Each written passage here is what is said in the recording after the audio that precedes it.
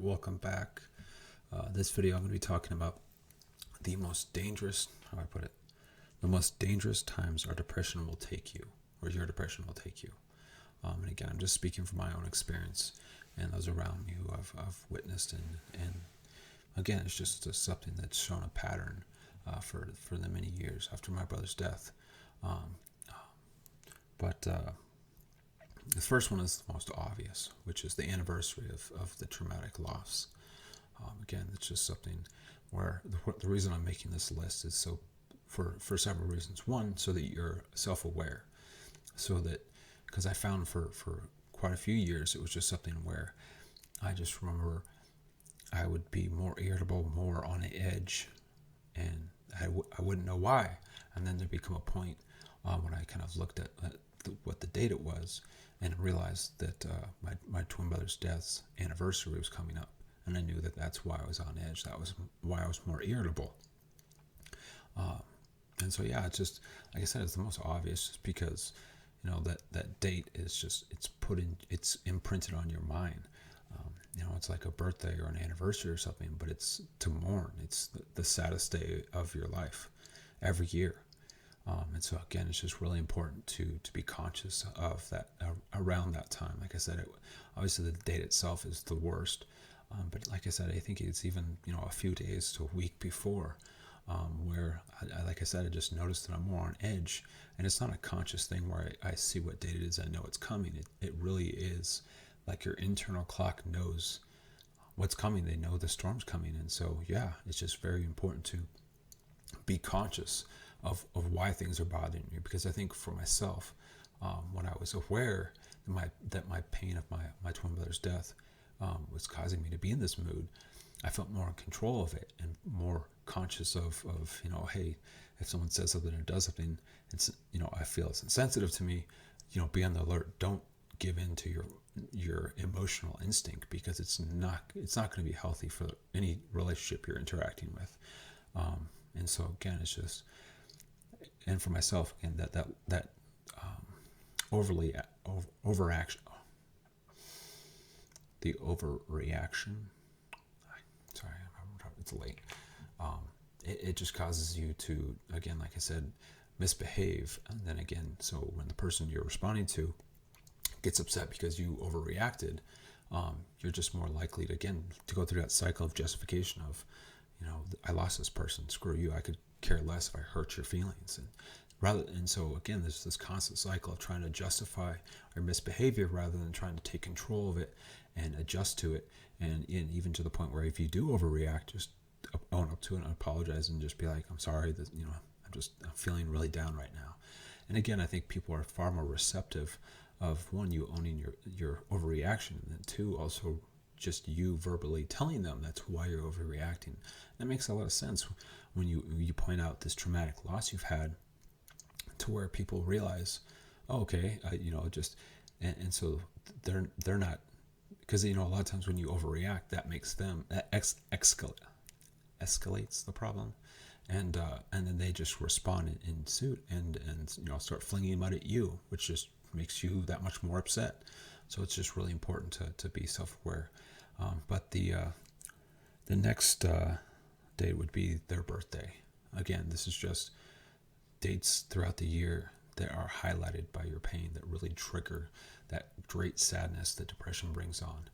So, like I said, for myself, it was my twin brother was the one who was killed, and so it's our birthday, and so that's very difficult for me because, like I said, he was killed the day after our birthday, and so it's just kind of a sandwich of pain where on our birthday I'm sad because he's not here, and it's also it's the eve before the anniversary of his death, and so that's very difficult too. But again, making those distinctions helps me be conscious of my emotions and how I might react to things going on around me. But the other one, and this is again too, like I said, for myself and my loved ones around me, and I feel like other people I know who have had traumatic loss, is holidays. And I think the common theme with all these certain days of the year that's very difficult to be, that you're more likely to be triggered by your depression from your loss, is these are days that are usually meant as celebrations, along with the fact that you're just a reminder that they're not there to spend them with you. Christmas and Thanksgiving, it's just a reminder, because that especially towards the last few years my brother was alive. Those are the few times of the year I was guaranteed to see my brother, was around the holidays when he got leave. And so again, it's just this absence of their presence that really just gets highlighted with those special holidays. But and again too, so another thing to take into account too is holidays that are correlated with your loss. So like for myself, my twin brother was a Marine, killed in action, and so Memorial Day, that's a very difficult day, because I know that a lot of the country is recognizing the sacrifice of my twin and other veterans. And so again, it's just like a spotlight in your pain, where it just kind of, it's gasoline on a fire that's already there. Again, to Veterans Day, my twin brother being a vet, it's another hot day for me to deal with. And for my mom and dad, be like Mother's Day is very difficult for my mom, because one of her two sons is no longer here. My Father's Day. And so it's just really important to look at your pain and your loss and identify those days, just so that you're for myself, as like I said, this year is going to be 15 years since my twin was killed. And I really want to try my best to get it more right on her birthday and on the 3rd of August, which is the day he was killed, because so many days it just comes up, and I'd like to be able to get to a point where I can genuinely be happy on her birthday, and I'd like to get to a point where I can have, I say, not my ideal, my ideal sense of mourning, of remembering my twin on the day he was killed. But so many times it just kind of creeps up on me, like I said, and then I get sad because it's coming up, and then I end up doing, so I end up not doing nothing, but I end up usually doing something that's very, I might have a couple friends over, or, maybe have a special dinner, but I always feel like it was a missed opportunity to do what I wanted to do in remembrance of him. And so, like I said, I encourage people, if they've lost a child or lost a sibling or whatever, to look at those certain days of the holidays and really think strong and hard on how you can remember them, and really even if it's a point where, like, for example, like on August 3rd, the day my brother was killed, that you watch old movies of him and I when we were kids, and just bawl my eyes out or something. But I just feel like I'm conscious in this, I'm really trying hard to push back at the immediate reaction I had, where I hid my pain from everyone around me the second I realized he was killed. And so to this day, I still struggle with being vulnerable and not just embracing the fact that it's okay for me to be sad on the day he was killed. So again, I encourage everyone else who's lost someone or knows someone who's lost someone, to really try to find the proper way to embrace your pain and accept it and allow it to exist and allow it to get to you on these certain days, because it will come, but I feel like the more and more we suppress it when it comes, the harder and harder it is to open up about it, the harder and harder it is to not let it just destroy your will. And that's the other thing too, is that another big one that I found was life milestones. So I got married 2 years after my twin brother was killed. It was an awesome day, but at the same hand, it was also a very big highlight, because something that I'd always thought that my twin would be in my wedding. He'd be my best man. And so again, these monumental moments in our lives, it's just it's a spotlight on our pain. It's a spotlight that person is no longer here. And again, with my children, I remember the first night after my first son was born, who I named him after my twin brother. I remember holding him and rocking him. My wife was sleeping. My eyes just were filled with, I think I cried for at least an hour and a half when I was holding him, because I wanted my twin to be there, and I knew he would never be needing my children. And so it's important to be conscious of these, because they will come. It's like I said, I don't think it's a matter of, like like I said, there's just too many times where I've seen these consistencies with pain, with traumatic loss, and I just really want to help other people not miss out and not try to find a place for their pain. Like I said, I feel like society tells us that we should get over it, like time heals all, and there's certain pain that just it's never fully healed. And like I said, it's just a matter of finding a place for your pain and finding and properly getting it out. But the big part is that I think that if we're able to properly get out our pain, it won't take control of us. It won't come out involuntarily. And so on the normal day, so to speak, I think it'll be far less, at least for me, the normal days, a lot of times it's far less cumbersome. It's far less depleting of me because I'm more conscious of certain days of the year where I can just let my guard down and just be sad. And it's okay to be sad.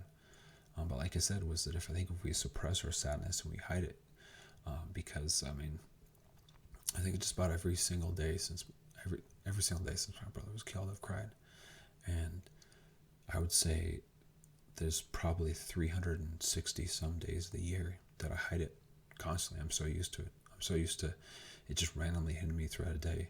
My eyes will tear up. Something I'll be watching. Just that's one of the things that I've found that it fills my heart with joy, but it also fills my heart with sadness. Was I kind of came across some videos, I think it was on YouTube or something, where it was a compilation of vets coming home and surprising their loved ones. And I would say I was joyous for the joy that I saw in the eyes of the families. They couldn't believe their loved ones were there, but I was also very sad because it was the one thing I had waited for that never happened. And so it's just a reminder when I see those videos that he's never coming home. And so, like I said, it's just important to be aware of how your pain can get you, because like I said, is if you're not conscious of it, there's a point when your pain gets so immense, and like I said, I had these knee-jerk reactions where, like I said, it would just randomly hit me at certain points of the day, every day, and I'm just so used to wiping my tears away and acting like nothing happened. And so, yeah, like I said, it's like, I'd say it's like that twin bond. It's effortless. That I instinctually will wipe my tears away, and I won't let anybody know that I was sad. And it's just a very empty, lonely feeling. So I don't want people to feel that sense of loneliness, because I spent way too many years with it, and it's the worst. But yeah, and so yeah, those are at least for me, those are the points in my every year where depression can get me the worst. And I hope everyone can, again, everyone who's suffering from traumatic loss, who suffers from depression, or people who know people who suffer from depression and traumatic loss, can use this information to be more encouraging, or even to realize that you're not the only person who's there, to not feel like you're alone with your pain, that there are more of us out here who I'll say they don't know what you're going through, but they have a strong understanding it and the utmost sympathy. That's one thing I'll never judge anybody who wants to cry about their pain, because I know how overcoming and overwhelming and the lack of, or at least the feeling of not being able to mourn and not be able to shed tears because it might be judged. I know how debilitating it is, and I don't want anybody to think that they're somehow weak because they're crying or because they're letting their pain get to them. I just want people to be able to mourn and to really embrace their pain, because I think denying it is really how it can take control. I think embracing your pain, you figure out a way to find a place in your life to realize that for the rest of your life this is going to hurt. And so how do I just, how do you, I don't know, I'm trying to think of, I imagine it'd be like, like if you lost a leg, or if you lost a hand or one of your fingers, just, you have to adjust to, this is the new reality. You have to adjust to, how am I supposed to get from A to B with this new aspect in my life that didn't exist before. But yes, I hope everyone's doing well. As always, good luck, man. Good night.